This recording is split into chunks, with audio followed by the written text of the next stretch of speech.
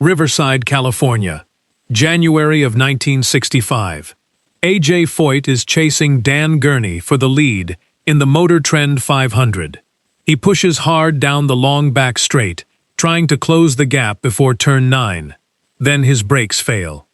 At more than 100 miles an hour, Foyt turns the car into the infield. It tumbles end over end down a steep embankment, again and again, until it finally stops. The first person to reach him finds him unconscious, covered in dirt, hanging limp in his seat. A track doctor arrives. He looks at Foyt and says one thing to the people standing around. "Don't hurry, he's dead." This will not be the last time people say something like that about A.J. Foyt.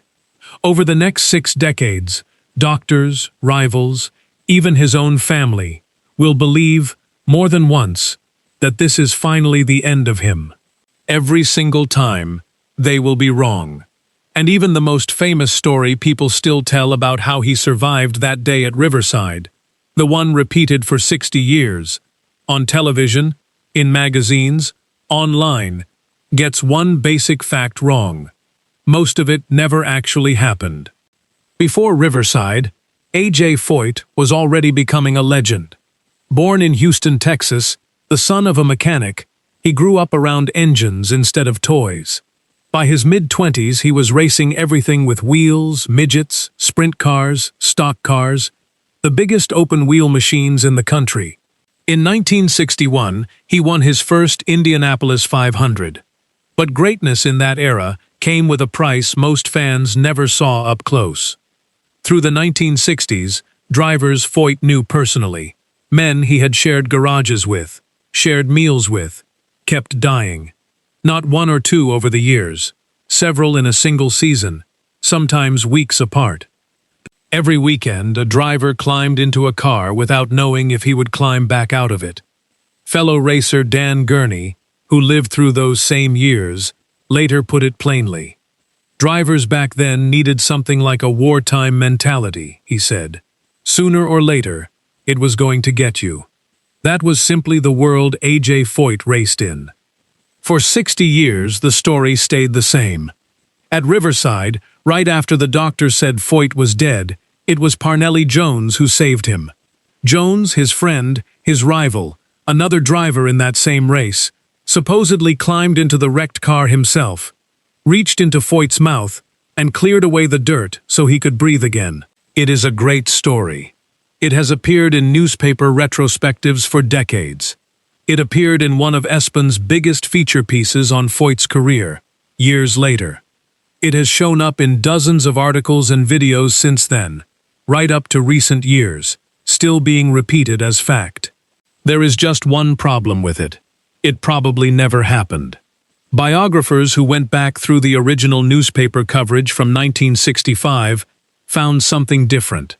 The reports from that week never placed Parnelli Jones at Foyt's car at all. What they described instead was a crew member from Holman Moody, the team that built Foyt's car, arriving first, finding him still moving, climbing in to ask if he was okay. That crew member was never named in any of the coverage. Parnelli Jones himself has denied the whole story. By his own account, he was not anywhere near the wreck that day. He had already dropped out of the race with mechanical trouble and was watching from pit road, close to turn 9, nowhere near the embankment where Foyt's car came to rest. So for 6 decades, one of the most repeated survival stories in American racing gave credit to the wrong man.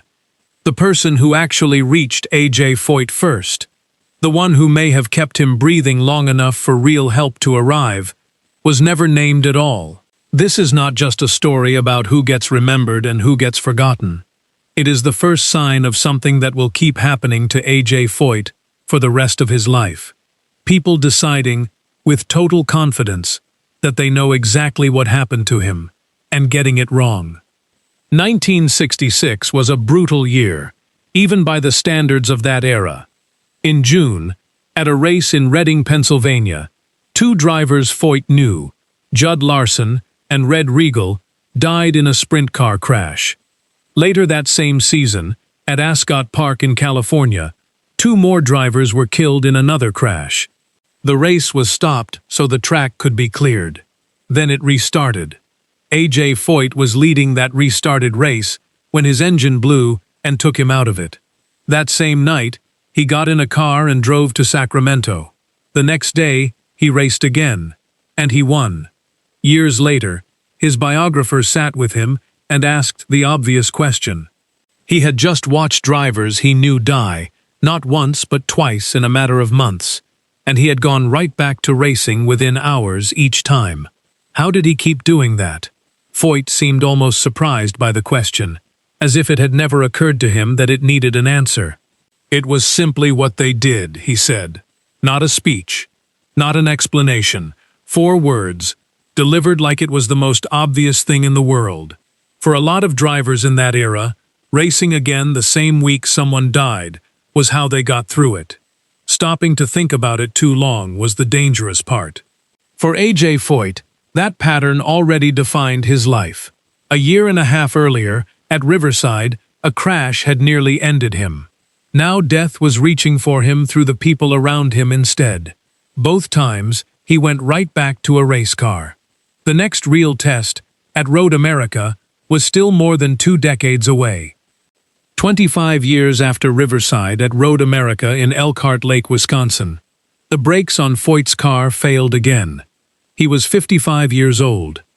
He was running close to 190 miles an hour, heading into a corner meant to be taken at something closer to 60. There was no way to make that turn.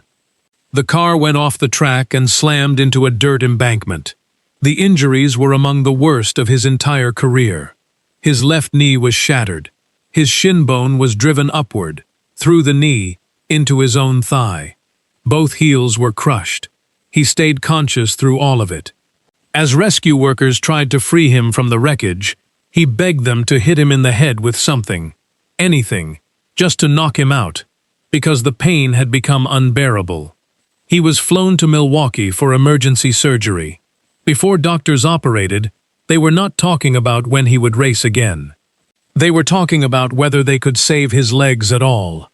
Around the team and the hospital that day, almost nobody believed he would ever get back in a race car. Foyt knew exactly what people were thinking. Even inside his own family, people wanted him to retire, he later admitted. Not strangers, not just reporters looking for a dramatic quote. His own family. As he was being wheeled into the operating room, someone asked if he had a message for the reporters waiting outside. "Tell them he would be back," he said. "Not I hope to be back. Not I will try. He would be back." At that moment, lying on a hospital gurney with his legs barely holding together, almost nobody in that building believed him. Less than a year after Road America, A.J. Foyt was back on the grid at the Indianapolis Motor Speedway. He had barely relearned how to walk. He still could not fully feel parts of both feet. None of that kept him out of the car. Nobody forced him back. No contract required it. He simply refused to let a set of shattered bones be the last chapter of his story, the same way he had refused it 25 years earlier at Riverside.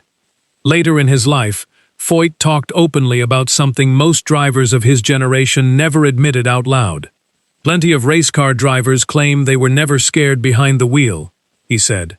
As far as he was concerned, that was simply not true. Every single one of them had felt it at some point, whether they wanted to say so or not. Anyone who claimed otherwise, in his view, was not being honest with the people listening. That distinction mattered. A.J. Foyt was not a man without fear. He was a man who kept getting back into the car anyway. Doctors had once said he might not walk normally again. His own family had wanted him to stop. A crowd of people in Milwaukee had not believed the words he said as he was wheeled into surgery. All of them were wrong again. By this point in his life, being wrong about A.J. Foyt was starting to look like a pattern of its own. For decades after Road America, A.J. Foyt kept finding new ways to almost die. In 1972, at a dirt car race in Illinois, a fire broke out in his car. Running clear of the flames toward a nearby pond, The burning car rolled over his own ankle and broke it. His father was in the pits that day and ran onto the track himself with a fire extinguisher to reach his son. A broken arm followed at Michigan in 1981. 2 broken bones in his back came in 1983. A longtime Houston broadcaster once asked if he could still name which track had left which scar.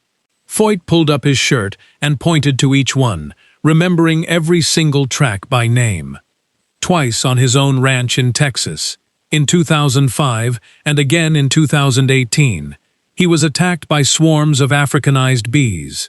The second time, he was hospitalized overnight. Once he was released, he did not simply avoid the hive. He went back with 15 gallons of diesel fuel and burned it to the ground. He felt a lot better after that, he said. Today, A.J. Foyt is 91 years old. He recently buried his wife. He now has a pacemaker in his chest, something he resisted for years, partly because he believed a pacemaker had killed his own mother decades earlier. He agreed to the surgery anyway, telling doctors he could not risk passing out behind the wheel of his own truck. Looking back on all of it once, he said he would not want to have lived his life any other way. He knew what it felt like to be at the bottom, and what it felt like to be at the top. He had a great life, he said. Asked once whether the isolation of recent years had worn on him the way it had worn on his old rival Mario Andretti, Foyt brushed the comparison aside. That was Mario Andretti, he said. That was not him.